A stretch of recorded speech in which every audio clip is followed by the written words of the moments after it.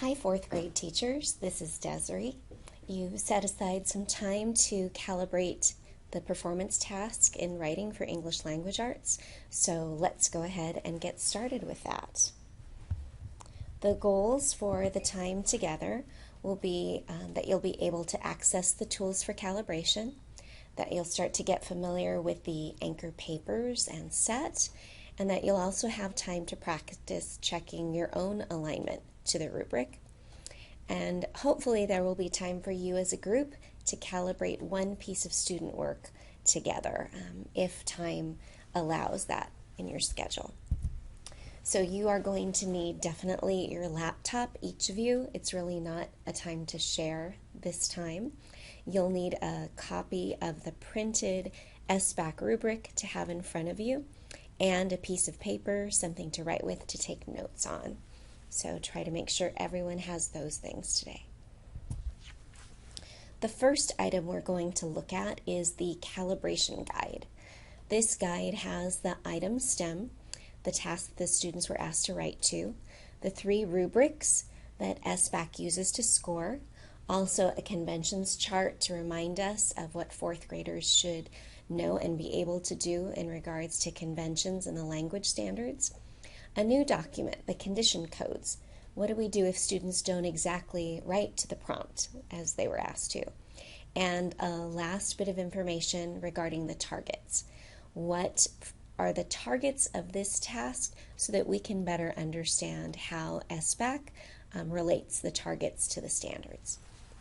So to access the calibration guide, you'll need to go to the local and state assessment site. And I'm guessing you're already here or you wouldn't be watching this screencast. So I am going to, on the left side, look down to the 2016-2017 interim assessments, and I'm going to click on 4th grade.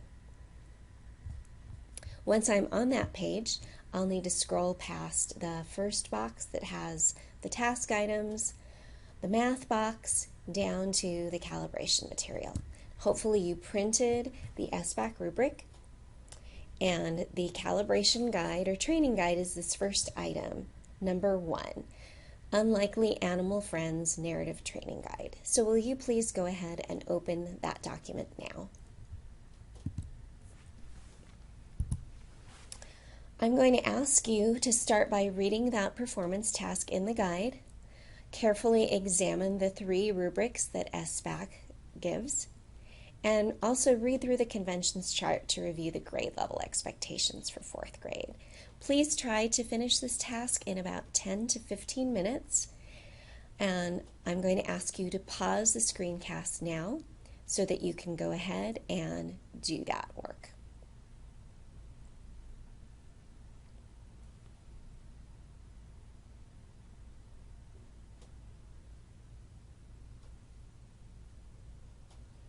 Thank you, teachers. All right, so if we are coming back together, you've read the calibration guide, and I just want to highlight a few things.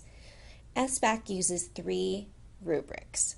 Their scoring criteria are based on 1, organization and purpose, the 2nd rubric, development and elaboration, and a 3rd rubric for conventions. And you'll notice in your training guide that they do ask for a reread for each of those specific rubrics. Now, when we think of conventions, we are not counting up errors, but we are trying to hold in mind variety, severity, and density. Variety speaking to the type of error. If student makes spelling errors as well as grammar errors as well as punctuation errors, that is variety. Severity, are they making errors that a 1st grader should have under control? Those would be severe errors. If they are attempting to spell sophisticated language for a 4th grader and having error in that, that is not a severe error example. And density, how much of the composition has error? 10% would not be dense. 70% would be dense. Also, you read about elaborative technique. Let's remember how SBAC defines this. It's the process of developing setting, character, events, and ideas by carefully selecting and putting in enriching details right into that narrative flow. They define this as the 3 Ds: details, description, dialogue. So we want to hold that in mind when using that second elaboration rubric. And I hope that this line from that training guide stood out to you. For narrative, use of sources is to be loosely interpreted. Students are not required to lift sections of those sources or reference them concretely. It is a loose item as far as using sources for narrative writing, as SBAC defines that. So now let's move into some practice time. There are a set of exemplars for you. These exemplars have been written directly to this particular task. So I'm going to ask you to take some time now to read through those exemplars and truly try to make meaning. How do these papers align to this particular rubric? And will you try to finish this task in about 15 to 20 minutes? So I'm going to head back to the local and state assessment site. Item 2, Unlikely Animal Friends Narrative Anchor Set. Please go ahead and open that document now and take time independently to make meaning of those papers and their scores. Please go ahead and pause the video and do that now.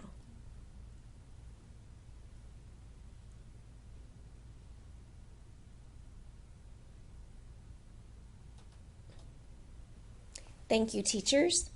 I hope that those papers were meaningful for you. And just to highlight, we have been collecting all of the items that SBAC has released. And this narrative for 4th grade is a new sample. It was not available last year. So remember that sometimes you will have samples of anchors that are directly related to the task your students took. Sometimes you won't, and you'll need to transfer from those samples the expectations for 4th grade. But yay, these directly aligned. Now there's an opportunity for you to practice. There's a check set, and in a minute I'm going to ask you to read through that check set and practice scoring it with the 3 rubrics. After you score, there is an answer key so that you can check to see how closely aligned are you to SBAC's thinking regarding these papers and how they should be scored. So on the local and state assessment site, item number 3 is the Unlikely Animal Friends narrative check set. After you've scored, you want to go into document number 4, the narrative scoring key that has the answers as to how SBAC scored these papers. So will you please independently go ahead and pause the screencast now. Try to take about 20 to maybe 25 minutes to do that work.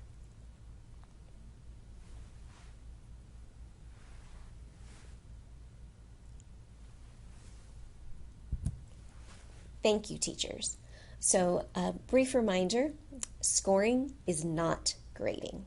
Grading is taking an evaluation about everything we know about a student's ability to write. Scoring is reading one sample, gathering evidence from that one sample, and placing that evidence along a rubric where we best find that that evidence lies. It's really evidence-based, not evaluation-based, and it's one moment in time, not an entire picture of a student. Remembering that the scoring guideline has a variety of descriptors for every dimension. A 3 has a lot of bullets. A 2 has a lot of bullets. So while this is not item by item, it's not completely holistic either. And because there's a limited number of points, only 4 on that rubric scale, it means that a 1 represents a range of 1s. There are high 1s and low 1s. But we also know we don't want a 999-point rubric. So we're trying to practice to get a feel for where those cut points are between a 1 and a 2 and a 3. Also, it's not expected that all the descriptors fit a paper for a student to score at that level. Not every bullet has to fit that particular example. SBAC would ask for us to look for where does the preponderance of evidence for organization lie in this particular sample. We are not circling bullets. We are not counting. There are 3 bullets for a 2, 5 bullets for a 1. Let's add them, divide them, and average them. That's not the process.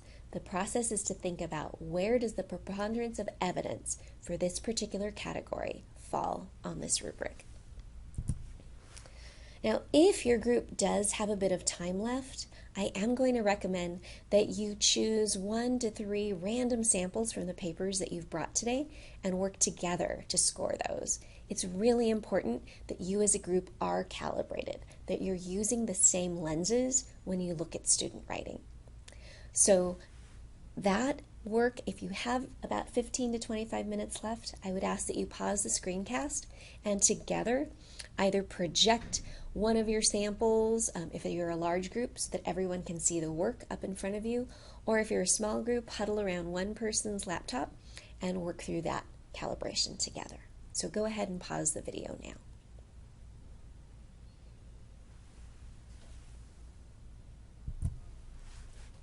Thank you, teachers. I know how hard you are working, how much you have going on, and I hope that this time has made a bit more clear what SBAC expects as far as narrative writing related to sources.